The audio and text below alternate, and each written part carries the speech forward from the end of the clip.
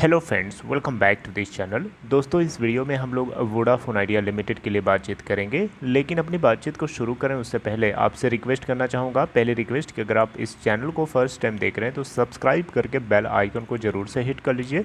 दूसरी रिक्वेस्ट कि अगर आप डीमेट अकाउंट या ट्रेडिंग अकाउंट ओपन कराना चाहते हैं, डिस्क्रिप्शन बॉक्स में लिंक आपके लिए दिया गया है।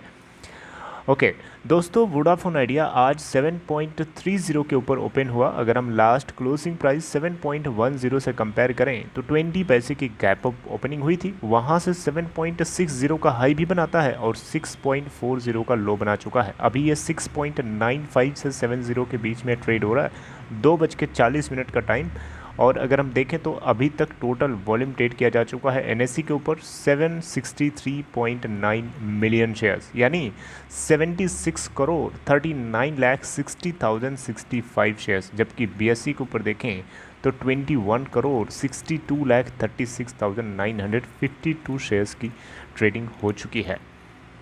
NSE India.com की साइट के ऊपर आकर के आपको मैं डिलीवरी स्टेटस बताना चाहूँगा 2 बजे तक। देखिए 2:40 हो रहा है अभी, और 2 बजे तक देखें तो जो डिलीवरी स्टेटस है 27.39% है, यानी 67 करोड़ 8,86,974 शेयर्स में से 18 करोड़ 37,49,478% की क्वांटिटीज़ की डिलीवरी उठाई जा चुकी है, यानी परसेंटेज ऑफ डिलीवरी 27.39% है।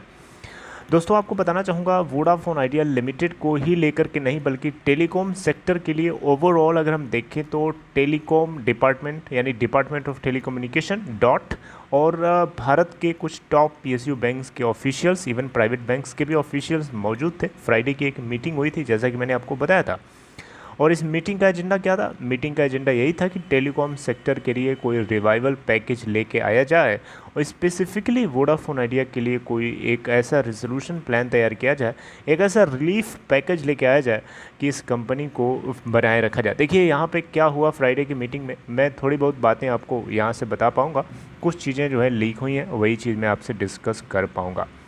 देखिए वोडाफोन आइडिया लिमिटेड को लेकर के जो बैंक्स हैं काफ़ी ज़्यादा कंसर्न हैं, काफ़ी ज़्यादा चिंतित हैं। उनको लगता है कि उनका अमाउंट डूब जाएगा, लेकिन उनको ज़्यादा चिंता अपनी नहीं है, उनको अपने से ज़्यादा चिंता सरकार की है। तो सरकार को सलाह दे रहे हैं, यानी डिपार्टमेंट ऑफ टेलीकम्युनिकेशन को सजेशन दिया है कुछ टॉप बैंक्स ने। स्पेशली आप देख सकते हैं स्टेट बैंक ऑफ इंडिया कि जो टॉप ऑफिशियल से इन लोगों ने जो है डिपार्टमेंट ऑफ टेलीकम्युनिकेशन के टॉप ऑफिशियल्स को सजेस्ट किया कि इस कंपनी के डेट को रिड्यूस करने का एक तरीका है, ये कंपनी जो है डेट फ्री हो सकती है एक काम करे तो। डॉट की तरफ से क्वेश्चन क्या हो गया हो, कौन सी ऐसी चीज़ है? तो देखिए बैंक्स ने सलाह दिया है कि वोडाफोन आइडिया अपने डेट को अगर इक्विटी में कन्वर्ट कर लेता है तो ये एकलौता एक ऐसा तरीका है जो आसानी से इस कंपनी के डेट को रिड्यूस कर सकता है, ख़त्म कर सकता है। क्योंकि वोडा आइडिया के पास और कोई अभी ऑप्शन नहीं है, कोई एक चॉइस नहीं है इसके अलावा करने के लिए। क्योंकि जो प्रमोटर्स हैं वो बिल्कुल भी तैयार नहीं है इस कंपनी के अंदर कैपिटल इन्फ्यूज़ करने के लिए, बिकॉज दे नो दैट कि इस कंपनी के पास इतना ज़्यादा डेट है। 1.57 लाख करोड़ रुपए का सीधा सीधा सरकार का ही नुकसान होने वाला है। जब प्रमोटर्स को पता है कि 1.5 लाख करोड़ रुपए जब सरकार का ही डूब रहा है तो सरकार की गर्ज है, सरकार खुद ही बचाएगी आकर के, है ना। इसके अलावा बैंक्स का भी इसमें बहुत है, लगभग 25,000 करोड़ रुपए के आसपास मोटा मोटा मैं बता रहा हूँ। तो दोस्तों यहाँ पे डॉट की तरफ से डॉट को यही सजेस्ट किया गया है कि third largest telecom operator Voda idea को मार्केट में फ्लोट करने दिया जाए, इसको वैनिश ना होने दिया जाए, इसको किसी भी तरीके के नुकसान से बचाना है। ये डॉट की प्रायोरिटी होनी चाहिए, क्योंकि इसके बने रहने से बहुत लोगों का नुकसान होने से बच जाएगा। और इसको बचाने के लिए इसके एग्जिस्टिंग डेट को इक्विटी में कन्वर्ट कर दिया जाए, इसके लिए डॉट को अलाउ करना पड़ेगा, क्योंकि डॉट इसके लिए परमिशन देगा वोडा आइडिया को, तभी ऐसा पॉसिबल है, राइट। तो दोस्तों यहाँ पे अब पूछ सकते हैं आपकी डेट को अगर इक्विटी में कन्वर्ट होगा तो उससे आपकी होल्डिंग के ऊपर क्या असर? देखिए बिल्कुल सीधी सी बात है, जो आप इस कंपनी का डेट है अगर वो इसको इक्विटी में कन्वर्ट करते हैं तो वो इक्विटी शेयर्स जो है स्टॉक एक्सचेंज के ऊपर लिस्ट होंगे और मीनवाइल आपके डीमैट अकाउंट से वो शेयर्स गायब हो जाएंगे जब तक वो शेयर्स नए शेयर्स लिस्ट नहीं होते हैं स्टॉक एक्सचेंज के ऊपर। जैसे ही वो एग्जिस्टिंग शेयर्स एग्जिस्टिंग डेट जो है उसको इक्विटी में कन्वर्ट करने के बाद जो इक्विटी शेयर्स जब स्टॉक एक्सचेंज पर जैसे ही लिस्ट हो जाएंगे वैसे ही आपके डीमैट अकाउंट में आपके जो शेयर्स हैं वो वापस रिफ्लेक्ट करने लगेंगे। अब आप पूछेंगे कि क्या शेयर्स आपके कम या ज़्यादा हो जाएंगे, तो दोस्तों ऐसा कुछ नहीं है। आपके जितने भी अभी एग्जिस्टिंग शेयर्स हैं आपके डीमैट अकाउंट में वैसे ही वैसे बने रहेंगे। जो आपकी इनिशियल बाइंग प्राइस है, एवरेज प्राइस, वो ऐसी रहेगी, कोई अल्टर नहीं होगा। बस इस कंपनी के नंबर ऑफ़ शेयर्स बढ़ जाएंगे, इक्विटी डाइल्यूशन हो जाएगा, प्रमोटर्स की होल्डिंग डाइल्यूट हो जाएगी।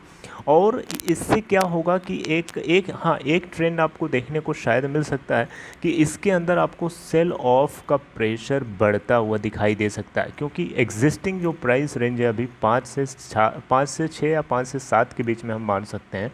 तो 5 से 7 के बीच का जो प्राइस होगा इसी में कोई प्राइस पॉइंट हो सकता है जहां पे इसके एग्जिस्टिंग डेट को इक्विटी में कन्वर्ट करने के लिए चूज़ किया जाए, राइट। तो इसलिए यहाँ पे सेल ऑफ का प्रेशर बढ़ सकता है और शायद यही वजह भी रही हो कि आज हमें इसके अंदर सेल ऑफ काफ़ी ज़्यादा देखने को मिला, काफ़ी ज़्यादा प्रेशर देखने को मिला सेलिंग साइड से। अब देख सकते हैं अभी भी BSE के ऊपर 72% साइड्स क्वांटिटीज सेलिंग साइड से लगी हैं और बाइंग साइड से सिर्फ और सिर्फ 28% है।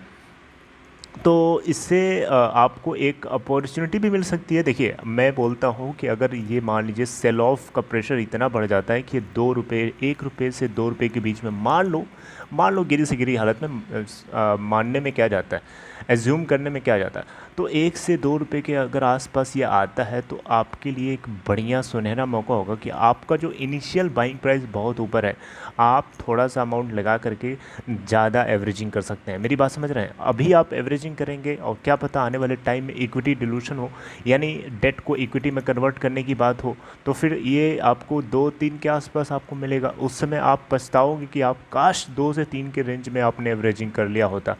इसीलिए मैं आपको बोल रहा था कि आप अभी इसके अंदर जहाँ पे भी हो आप बने रहिए, अभी जल्दबाजी ना करिए, ना बेचने की जल्दबाजी करिए, ना खरीदने की जल्दबाजी करिए, ना एवरेजिंग करने की जल्दबाजी करिए, राइट। अभी देखिए क्या होता है।